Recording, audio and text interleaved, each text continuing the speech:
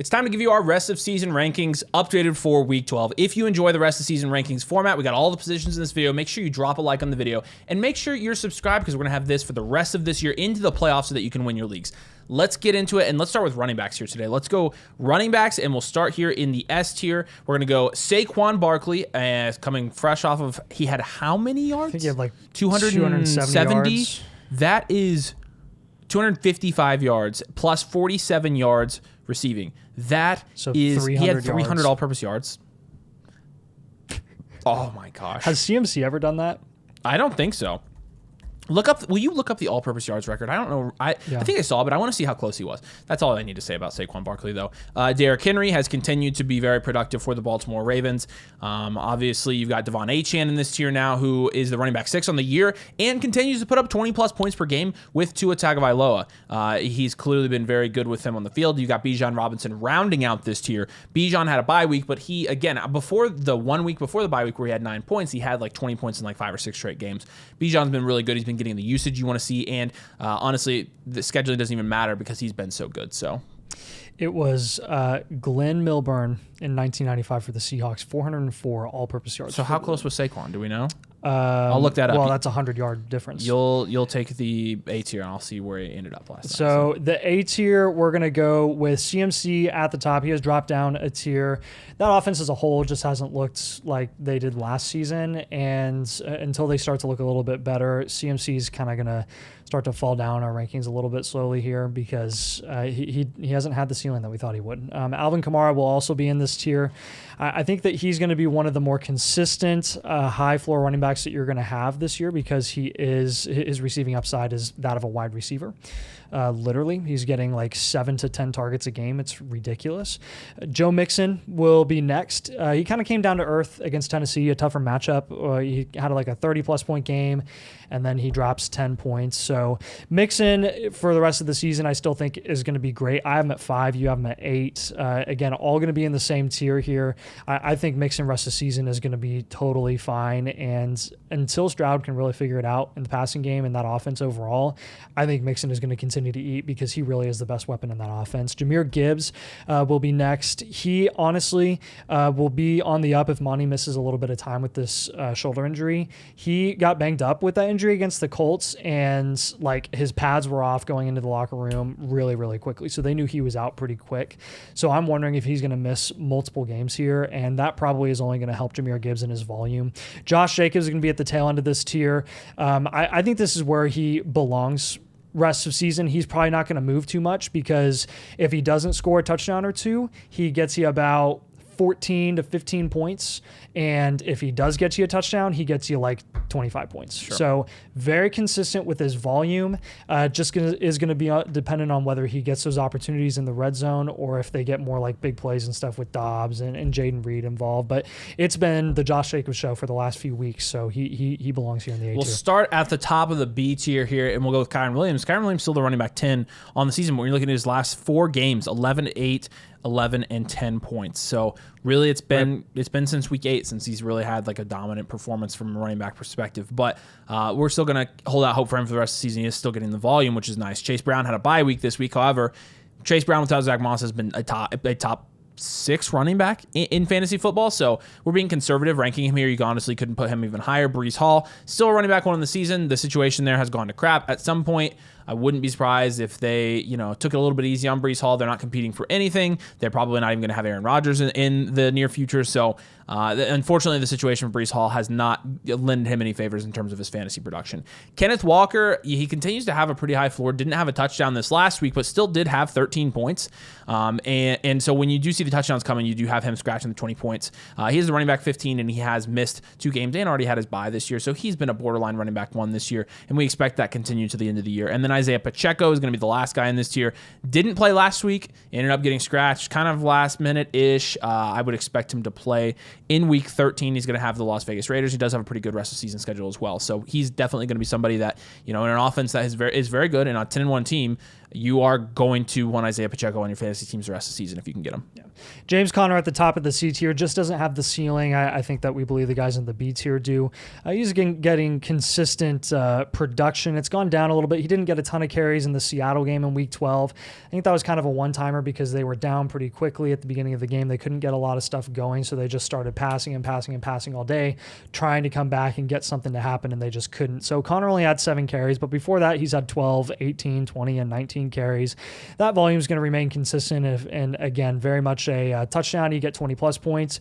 You don't get a touchdown, you're going to get like anywhere from 10 to 14 points. So James Conner has been very consistent, RB14 on the season. He's a high-end running back too, rest of the season in our eyes. And then you've got James Cook, who is by far and away the most consistent running back, I think, from an opportunity perspective that you could ask for this season. And Buffalo is going to continue to comfortably utilize him that way. Ray Davis will take away some volume here and there, but again, you're not expecting James Cook to blow you away with volume every single week. I think he's going to continue to do what he's been doing all season, which amounts to a low-end running back one producing. And then Aaron Jones will also be here. He had a nice little resurgent game against the Bears. Dropped like 20 points, which was, I mean, it was about time. He had not had a 20-point game since the Week 7 game against Detroit. He had like 11, 12, 12, and 5 points, kind of like a Kyron Williams-esque stretch there. He had 22 carries against Chicago for 100 yards, had some receiving work there as well, and a touchdown. He finally was able to punch the ball in the end zone in the second half, which apparently there was like a crazy long stretch that the Vikings had not scored a rushing touchdown in the second half forever. Like I think it was a record. Yeah, it was. So anyways, they broke that with Aaron Jones, of course. So thank goodness. Thank goodness. So that was good to see with him. J.K. Dobbins continues to look pretty solid on the Chargers. He's going to be a little bit more boom bust. His volume's a little bit boom bust, honestly. But last week he had a great game, and we expect him to be solid the rest of the season. David Montgomery is injured, so that's kind of why we knocked him a little bit here. We're kind of worried about that when he's on the field. Again, though, his floor is so high. He's just another one of those reliable guys that's probably not going to win you a week, but he definitely ain't going to lose you a week. 16 points against Indy, 24 against Jacksonville, 12, 12, 14 before that. He's just one of the more reliable flex options that you could ask for, and even a second running back option if you have to. So really like Monty. JT continues to fall down on rankings because he looks like he's lost a step, honestly, in that offense. And Shane Steichen can't draw up plays for him. It's like the defense knows every time that they're going to run the ball with JT because he hasn't had, in my opinion, he hasn't had a hole where he can actually break away in like a month. Yeah. So it's been pretty bad. And then you've got Chuba at the tail end of this tier, who had a 15-point game against Kansas City. He still remains to look really, really solid. You can fight us. You can trash us. You can say that we're stupid for having Chuba at RB 21. That's fine. But it still remains to be seen what Jonathan Brooks is able to do in that offense. He only got a couple carries in his first game against Kansas City. Chuba, if he continues to get the red zone work here next week and the week after, we'll move him up a little bit, but he still has looked really, really solid, so nothing against him here. No, he's looked great. DeAndre Swift, really, you're looking at Swift the last 2 weeks, and the main thing you wanted to be watching for was that offense without Shane Waldron. 16 points against Green Bay, but then 9 points. He had his 2 lowest games in terms of carries since week 3 in the last 2 weeks since Shane Waldron has been gone. So that is something to monitor. He's the running back 18 on the season. And, when you're looking at the rest of the season schedule, Detroit, San Francisco, Minnesota, Detroit, Seattle, Green Bay, there's some tougher defenses in there with Minnesota, with Detroit. So we'll kind of see about that. But DeAndre Swift still projects pretty well the rest of the season. You've got Brian Robinson below him. Obviously, you've got the Austin Eckler injury that is going to be affecting that backfield. And, Eckler was a pretty big part of that offense up to now. And Brian Robinson still, he really hasn't been able to get back on the field consistently. So really that's the reason he's not any higher than this, because when he was healthy, he was really good, but he's just not been able to stay healthy. Tony Pollard, kind of the same thing, except really the health questions have been with Tyjae Spears for the most part.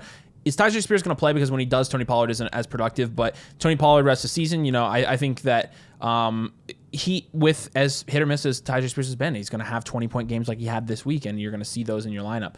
Tyrone Tracy as well. This Giants team is starting to kind of go off the rails a little bit if they aren't already off the rails. And he's, continue to get volume. However, you did see Devin Singletary. Tyrone Tracy had 9 carries in his last game. Devin Singletary, he had 2 carries, but one of them was for a touchdown, so he did get a red zone carry. So Tracy still appears to be the lead back there, but it's obviously an awful offense. You've got Bucky Irving, Rashad White. Really, the only reason that these guys aren't higher. And honestly, if you want to rank them higher than this, I don't necessarily mind it. I don't have an issue with it. Yeah. It's just obviously the fact that they've both been able to be productive. They've both been able to produce while on the field with each other. They're using them as a 1-2 tandem, and it's working out really well. And they're both, in my opinion, flexible options right now. Ramondre and Najee Harris are both borderline flexible options as well. This is, running back 28 and 29. This is the old Mason Dodd running back room right here, which tells you all you need to know about his team. But Ramondre, he's been very hit or miss, and so his boom games are 20 points. His bust games are 3 points. Najee Harris, he has a really tough rest of season schedule. Otherwise, he'd be higher than this. But even Najee's, pretty decent season has resulted in a running back 24 finish so far. So.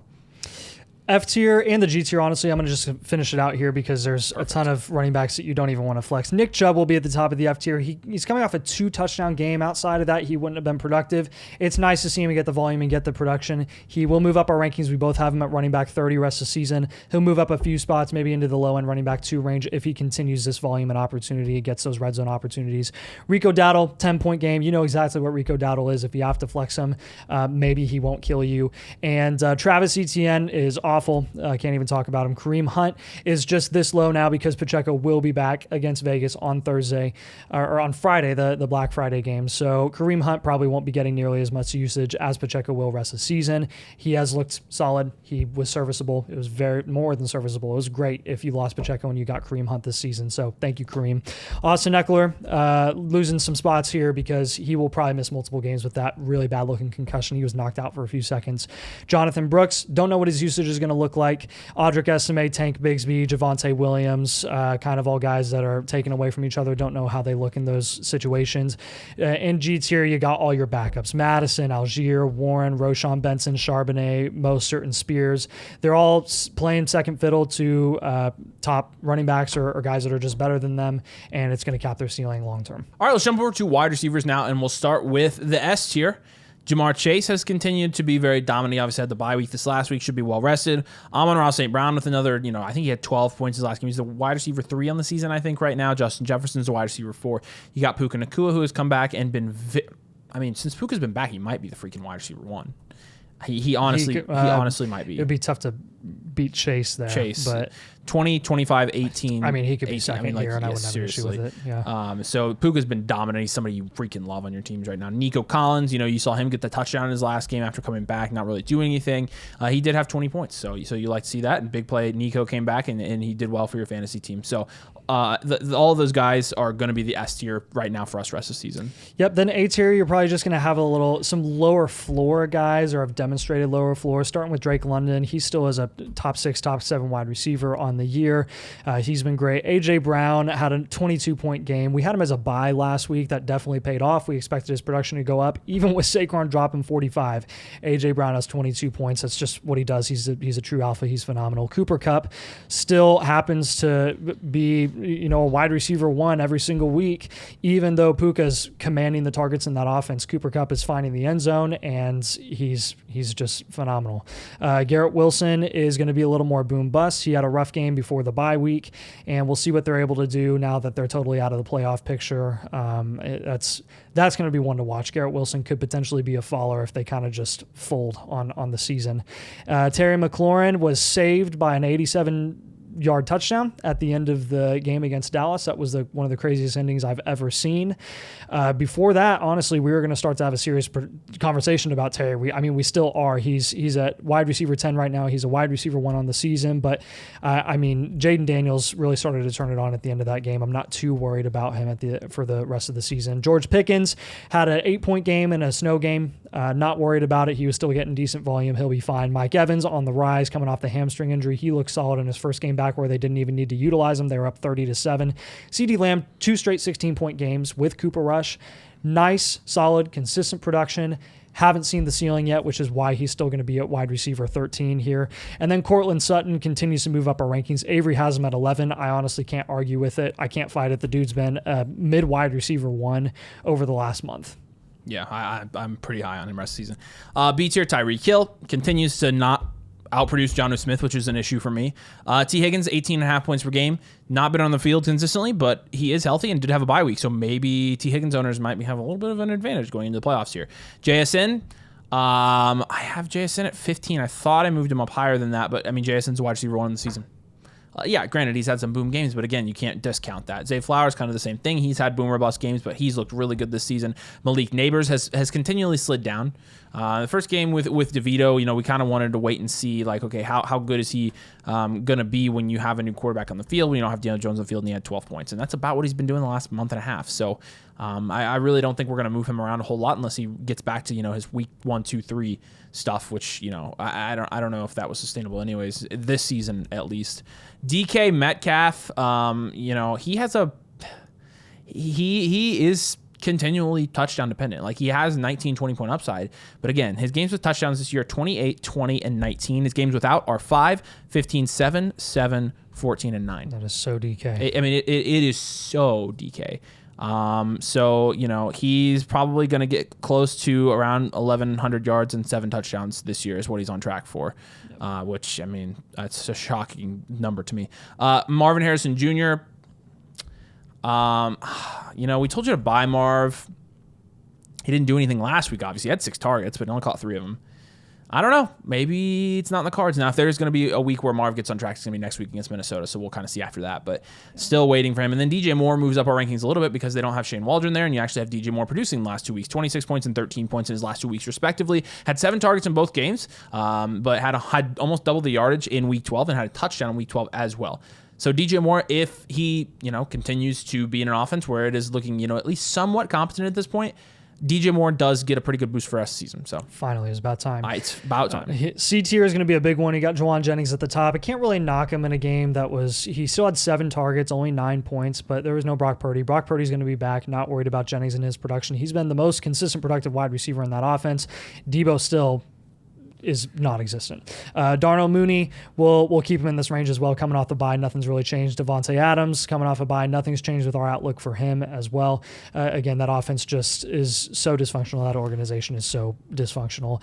Devontae Smith coming off of an injury, his outlook has not changed, though. Saquon Barkley dropping 45 and A.J. Brown dropping 22 without him, I think just makes you worried about what his ceiling really is going to be in that offense rest of the season, which is why he's so low. Jaden Reed, so inconsistent. It's been a while since he's really done anything, honestly. The last time he had a more than 15-point game was week 9 against Detroit. He's had 9 points and 5 points the last 2 weeks. Not a lot of targets, not a lot of opportunity. He's only had 1 game with more than 6 targets, week 4 against Minnesota. So that's discouraging. Then Josh Downs is probably going to miss a week or 2. He's a long shot already to play this next week against New England. I think they're playing, and then they're probably gonna just let him rest through the bye. We'll see what he looks like after the bye. He'll probably just move down by default with other guys jumping him. Lat McConkey continues to look better. Jacoby Myers, we'll see. We were hesitant to move him up super high after his 22-point game because Desmond Ridder is now going to be the quarterback for the Raiders rest of the season with Minshew being out. We really don't know what Desmond Ridder we're going to get and how much of it was attributed to Arthur Smith versus Desmond Ridder just being an awful quarterback. That could hurt Myers, could hurt Bowers. We don't really know. Calvin Ridley will be at the tail end of this tier. He continues to get volume. He's kind of touchdown or bust, big play or bust, but we got to give him the respect here in the C tier. The D tier, we'll start with Debo. Bad. Jalen Waddle was bad, but had a good game. We talked a lot of crap about Jalen Waddle last week, and of course, as soon as we started talking, he listened to us. Well, yeah, he watches the show. Yeah, he watches the show. Yeah. So he's now he's climbed all the way up to the wide receiver 40 this season. So I still don't have a ton of hope there. Tank Dell, honestly, man, I wish there was more there, but there's just not, and it just has to do with the passing game in Houston as a whole. It's just really like outside of Nico. There's really just not a lot there. He's a wide receiver 39 in the season. I had higher expectations for him, but honestly, CJ Stroud has taken a little bit of a step back. Brian Thomas, we talked about this one. Minnesota. We talked about this one at length. And, against Detroit, he had 13 points, but he's had 3 Detroit, and 6. Yeah. He obviously had a bye week, so we'll see what he does against Houston. But he has Tennessee and the Jets in weeks 14 and 15, and then Tennessee again in week 17. So we'll kind of see how that goes. Tough rest of season schedule. Jordan Addison. Addison has had a couple of really big games recently. Obviously he's scoring touchdowns in his last 3 or 4 weeks. The one game where he didn't, he had 4 points. Outside of that, he's had 16, 15, and 30 points. So you can see he really does benefit from the touchdowns. In games where Justin Jefferson has been very closely guarded and has been shut down, Addison and Hawkinson both have benefited from that. And so he is somebody that is flexible rest of the season. Khalil Shakir is also going to be flexible. He's been very good this season. He's a wide receiver too. DeAndre Hopkins had a 15-point game in his last game. He's going to be a little bit more hit and miss like every receiver in that offense. And Jameson Williams is going to be a little bit more boom bust. He had a couple big plays in his last game. So you saw Jameson Williams, who had a scorching hot start to the season, and then it instantly cooled down. He's not the wide receiver 33 at 11 points against Indianapolis. So we'll see what he does rest of the season. Yeah, F tier, we're going to start with Cedric Tillman. It's tough to know what to do with Tillman, honestly, rest of the season. He's banged up now. His targets were, 8, 11, 11, only 6 targets against Pittsburgh. Judy seems to be pretty consistent as well in that offense. Tillman, outside of that 3-game stretch before the bye week, he hasn't done much since, so it's tough to know which receiver is kind of going to end up being the most productive guy rest of the season, which is why Judy is also in this tier. I'll kind of bunch him there. And then Amari Cooper, hopefully he can come back and be fully healthy after the bye week. It'll be nice to see what he's able to do in that offense as he continues to grow. In that situation, he's going to have to really come on if they want to make a serious run in the playoffs. And then you've got Rome Odunze and Keenan Allen back-to-back. You tell us which one is going to be more productive rest of the season. Keenan Allen had the touchdowns this week. Rome Odunze had a lot of targets, like 10 back-to-back weeks of 10 targets. And then Pittman is going to be at the tail end of this tier. I already mentioned Judy, but Pittman with Josh Downs being out for maybe a couple of weeks, we'll see what he can do next week against New England with really him and A.D. Mitchell being the top 2 options on the field. G tier, Keon Coleman. He continues to get better from his wrist injury. Worthy, I moved up a little bit this week, Nathan. We kind of split on him. He's been getting some consistent targets. Again, the production has really been minimal still. Even when he is getting, the thing is, even when Xavier Worthy is getting targets, he's not really getting a ton of production. So Romeo Doubs continues to be on this list at the end. Wan'Dale Robinson, PPR, cheat codes kind of slowed down. Quentin Johnson, when he scores a touchdown, has been very good. And then Xavier Legette, again, another guy that's been a little bit more touchdown dependent. So let's jump over to tight ends real quick. Brock Bowers, George Kittle, S tier. Rank them any way you want, Not except Bowers is unquestionably the tight end 1 and George Kittle unquestionably the tight end 2. So Nathan, go ahead. Yeah. It is funny. Every time one of us victory laps on him, they flip production. Yeah. Trey McBride will be at the top of the A tier. A 15-target game against Seattle. Not going to happen every single week, obviously, but he's a target hog. Travis Kelce up next. He's being outproduced by Noah Gray the last 2 weeks because Noah Gray has 4 touchdowns in 2 weeks. That's ridiculous. TJ Hawkinson follows up a tough showing 2 weeks ago with a really, really good showing against Chicago. 18 points, had some really good production in overtime as well. So he's been really good. David Njoku had a rough game in the snow, not worried about it. Jonnu Smith is the tight end 5 on the season. Let that marinate. Let that sink in. Sink in. Don't say that. I meant sink in. Sink in. Zach Ertz is also the tight end 7 on the season. He's been pretty consistent, honestly. You got to give him respect. Love the connection there with Jaden Daniels. And that'll be the A tier for you there, starting with Mark Andrews in the B. I'm just going to finish it out here. Yeah. Andrews, Ingram, Otten, Goddard, and Hill. Andrews, we'll see how much he stays on the field. That's the main thing. Evan Ingram is continuing to get targets, even with Mac Jones and Cade Otton. It moves down these rankings because you saw him go kind of back to normal with Mike Evans there, and I think that's going to kind of be the norm. Goddard continues to be streamable. Taysom Hill continues to be streamable, and in some cases, have a 40-point game, right? Kyle Pitts moves down. Again, he's been kind of bad recently. Tucker Kraft hasn't really done anything. Sam Laporta hasn't really done anything. Hunter Henry has been consistent. Honestly, prefer him probably over some of the other guys in this tier. Dalton Kincaid hasn't really done anything. Will Dissly is another guy right now I'm starting over some of the guys in this tier. So, we've got guys like Ferguson, Kmet, Freiermuth down here, but they're not going to be on the rankings graphic because, again, these are really, you want to be starting a top 12 guy if you can in the playoffs for the rest of the season. Yeah, then the S tier, starting with the Russian quarterbacks, really. Lamar Jackson, Josh Allen, Jalen Hurts, Jaden Daniels. I don't think anyone can fight that. All these guys have elite quarterback 1 upside every single week because of their consistent rushing upside. And then the A tier, Purdy, Mayfield, Burrow, Nix. I really want to highlight Nix. He just continues to move up our rankings because he has been that productive. The dude is in serious conversation to be the rookie of the year, which is wild. Super happy for him, super excited for the Broncos organization overall. It looks like they got a guy at the quarterback position. Kyler Murray at the tail end of this tier has actually been really inconsistent. He's like 28 to 30 points or 10 to 12 points. Right. So you just don't know what you're going to get from him. He's got the rushing upside that he demonstrates every other week. So tough really to know what to do with him. Jordan Love, when he's been on the field this year, has been very good, so we'll keep him at the top here. I'm curious. I wanted to see. He had, I think, 14 points so in his last game. So a little bit lower. Justin Herbert continues to climb these rankings because he has been pretty consistently freaking good over the last couple games. He has like 13 touchdowns and 1 interception over the last, I think, 4 games. He's good. Jared Goff, great offense, facilitating. It wasn't very productive at the beginning of the season, but now you're starting to get some fantasy points from him. Patrick Mahomes has kind of climbed back up to the quarterback one conversation. Now Tua Tagovailoa has been very good since he came back from injury, and so he's going to be here in the B tier. And then in the C tier here, Drake May plays the Colts this week, obviously, so he's going to get a bump after that. But he's been streamable, I think. So has Sam Darnold and Kirk Cousins. Geno Smith has been a solid option. Stafford had 20 points in his last game. Anthony Richardson is obviously very hit or miss, and we prefer not to start him if we can help it. And then Caleb Williams, who he is passing the ball more. He's getting more passing volume without Shane Waldron, and he looks honestly pretty good. We'll see if he does end up producing from a fantasy perspective anymore this season. Then you've got the last 2 tiers, the D and the F tier. You are not excited about starting any of these guys. CJ Stroud, the only guy really worth highlighting here, and that's because there was so much investment in him to begin this season. But if you're still rostering him, if you're still thinking about starting him, don't. Right now, he's not producing. So all these other guys, you're just doing it if you're suffering from injury, if you're suffering from bye weeks, all that stuff. Rodgers, Winston, Carr, Russ, Levis, and then the last few guys are just starting by default because of injury and the other guys being cut, like Daniel Jones. So yeah. So there you have it.